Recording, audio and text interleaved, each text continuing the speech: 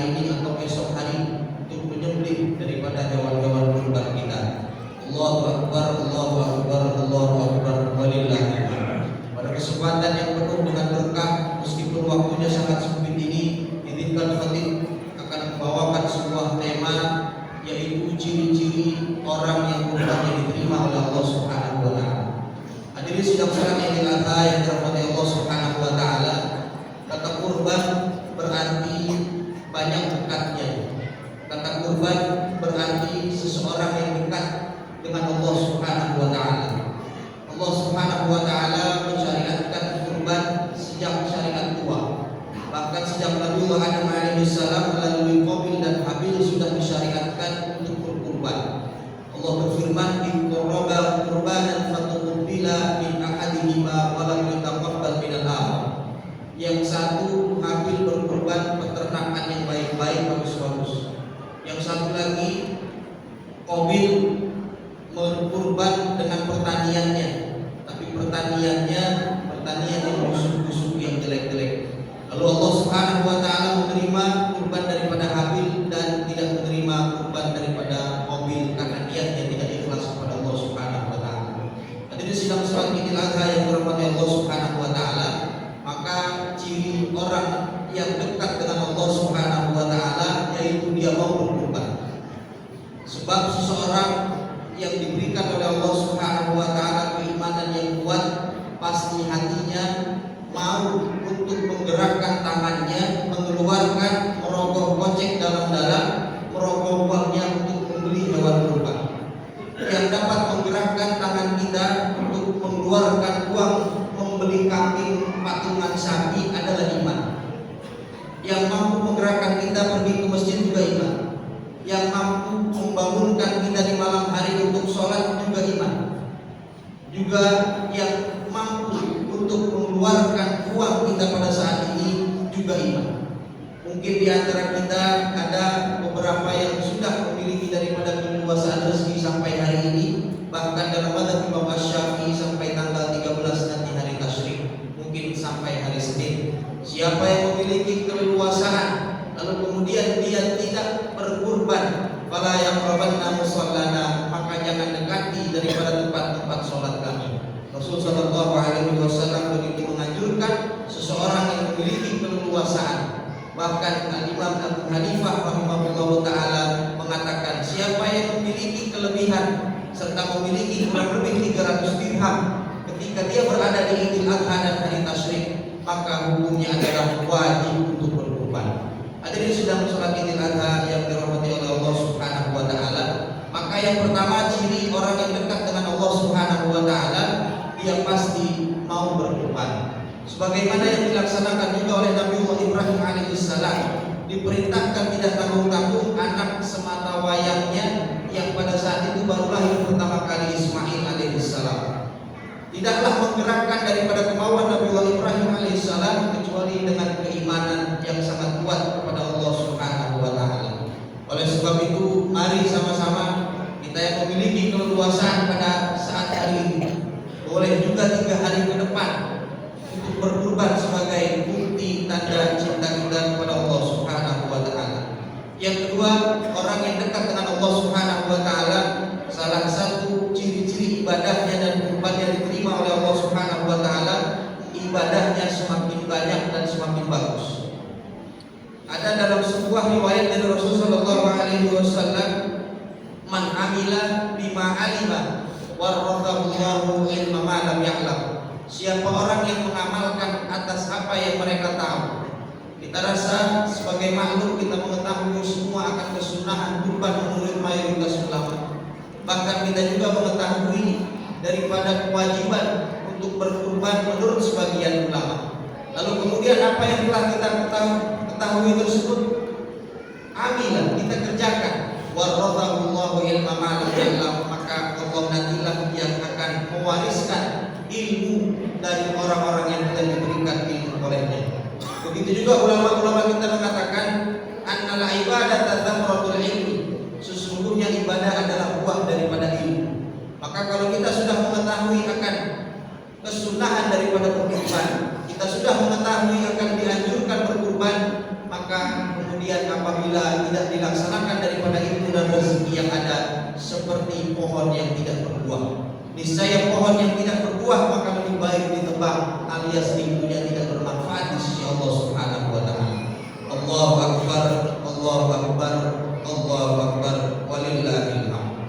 Begitu juga yang dilaksanakan oleh Nabiullah Ibrahim dan Nabiullah Ismail alaihi wassalam. Nabiullah Ibrahim dan Nabiullah Ismail alaihi wassalam, mereka berdua termasuk para nabi yang begitu taat. Lalu selain taat kepada Allah Subhanahu wa taala, mereka juga selalu gigih mendidik daripada keluarga, mendidik daripada istri dan anak-anaknya. Kalau kita lihat Nabiullah Ibrahim alaihissalam begitu mau dan ikhlas ketika anaknya dikurbankan satu-satunya pada saat itu sebelum dilahirkan Ishak alaihissalam, yaitu Ismail alaihissalam. Lalu Nabiullah Ibrahim alaihissalam akan tercipta juga keluarga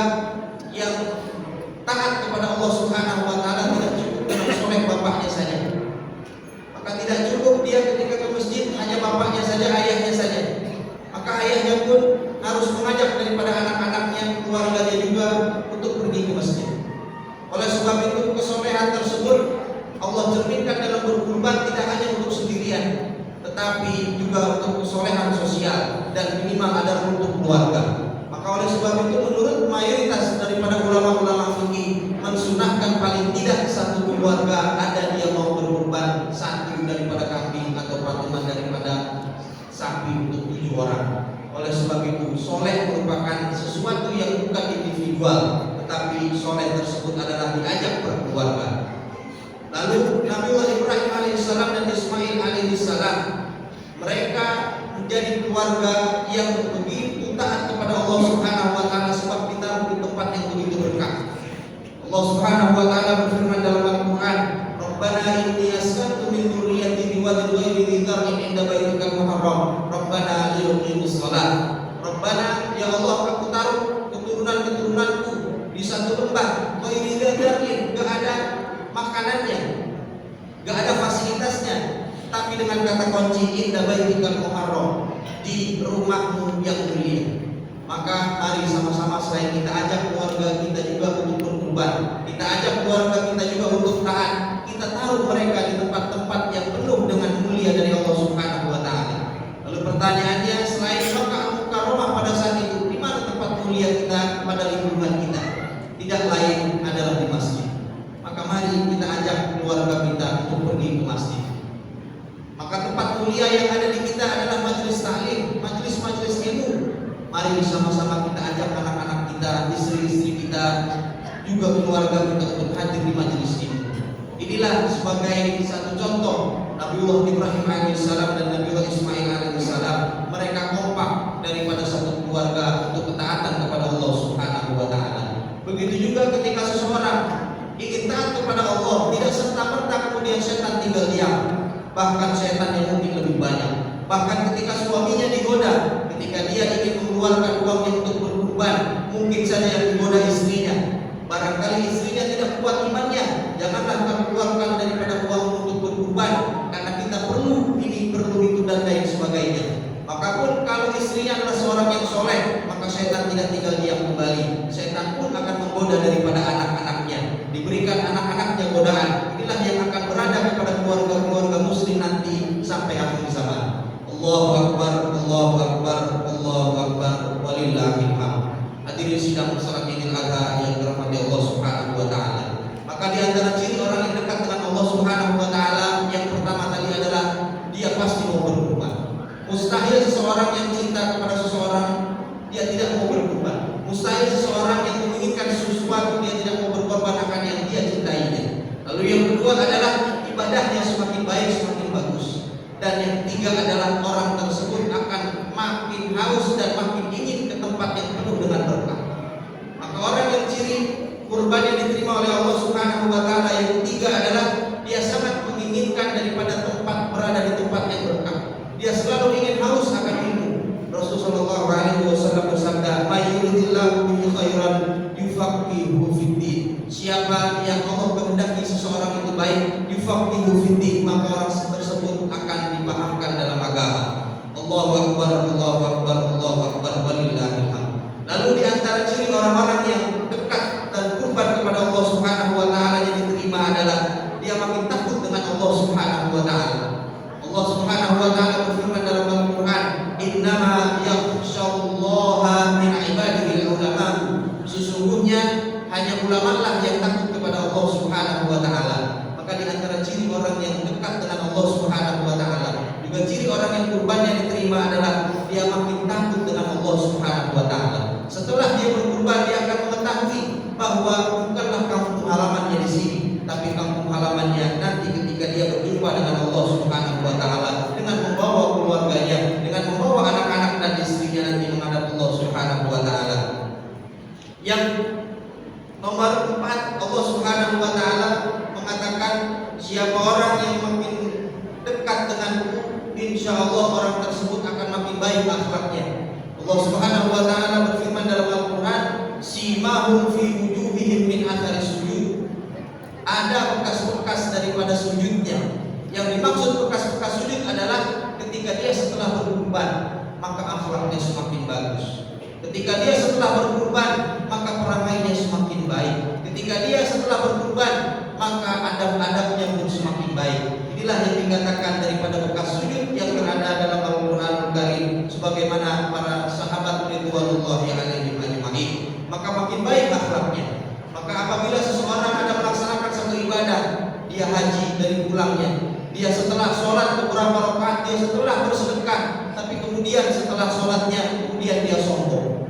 Kemudian setelah pergi hajinya dia sombong. Kemudian setelah berkurbannya bukan karena Allah Subhanahu wa taala, alias akhlaknya tidak menjadi baik, maka patut dipertanyakan daripada ibadahnya.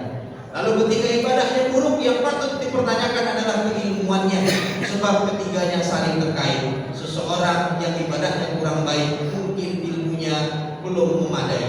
Dan begitu juga seseorang yang mungkin ilmunya sudah memadai, kemudian daripada ibadahnya sudah baik, tapi ternyata akhlaknya belum baik. Yang patut dipertanyakan adalah niat dan ketulusan dalam ibadahnya. Hadirin sidang salat Idul Adha yang dirahmati Allah Subhanahu wa taala. Allahu akbar, Allahu akbar, Allahu akbar. Maka terakhir doa kita kepada Allah Subhanahu wa taala, mudah-mudahan kita termasuk orang yang ditakdirkan oleh Allah Subhanahu wa taala semakin hari semakin dekat dengan Allah Subhanahu wa taala. Dengan ciri-ciri yang tadi, kita semakin mau berkorban dan ikhlas berkorban karena Allah Subhanahu wa taala, mau mengeluarkan kocek dan rokok uangnya untuk membeli hewan kurban. Lalu yang kedua, kita selalu makin haus dengan ilmu dan kita makin selalu ingin di tempat yang berkah, yaitu masjid. Lalu kemudian kita dengan makin takut dengan Allah Subhanahu wa taala, dan terakhir orang itu makin baik daripada akhlaknya.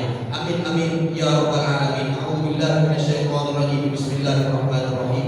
Wal 'asri innal insana lafi khusr illa alladziina aamanu wa 'amilus shalihat wa tawassaw bil haqqi wa tawassaw bis sabr. Barakallahu li wa lakum fil Qur'anil karim. Wa nafa'ani wa iyyakum bima fihi minal ayati wa dzikril hakim. Wa taqabbal minni wa minkum tilawatahu innahu huwas samiul 'alim. Allahu akbar, Allahu akbar, Allahu akbar, walillahil hamd.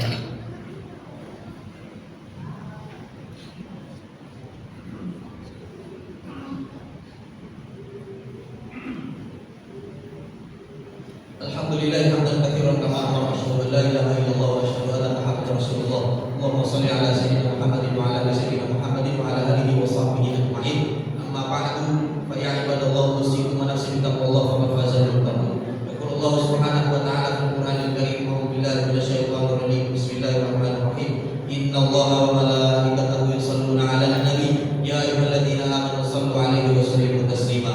Allahumma shalli wa sallim ala habibina wa syafiina wa rabbina Muhammad sallallahu alaihi wasallam wa ala alihi wa sahbihi wa dzurriyyatihi wa man tabi'ahum bi ihsan ila yaumiddin. Wa radallahu anil khulafa'ir rasyidin Abi Bakr wa Umar wa Utsman wa Ali wa baqiyatus sahabati wa tabi'in wa tabi'in wa man tabi'ahum bi ihsan ila yaumiddin. Allahumma ighfir lil muslimina wal muslimat wal mu'minina wal mu'minat al ahya'i minhum wal amwat. Allahumma a'izzal islam wal muslimin wa khudhil kafarata a'da'aka a'da'ad-din. Allahumma aslih lana dinana alladhi huwa ismatu amrina wa aslih lana dunyana allati fiha ma'ashuna wa aslih lana akhiratana allati ilayha ma'aduna waj'al al-hayata ziyadatan lana fi kulli khair waj'al al-mauta rahatan lana min kulli syarr bi rahmatika ya arhamar rahimin. Rabbana ighfir lana dhunubana wa kaffir 'anna sayyi'atina wa tawaffana ma'al abrar ya aziz ya ghaffar ya arhamar rahimin. Rabbana atina fid dunya hasanah wa fil akhirati hasanah wa qina adzabannar. Ibadallah innallaha ya'muru bil 'adli wal ihsan wa ita'i dzil qurba wa yanha 'anil fahsya'i wal munkari wal baghi ya'idukum la'allakum tadhakkarun. Fadhkurullaha al-'azima yadhkurkum washkuruhu 'ala ni'amihi yazidkum was'aluhu min fadlihi yu'tikum wa la dzikrullahi akbar.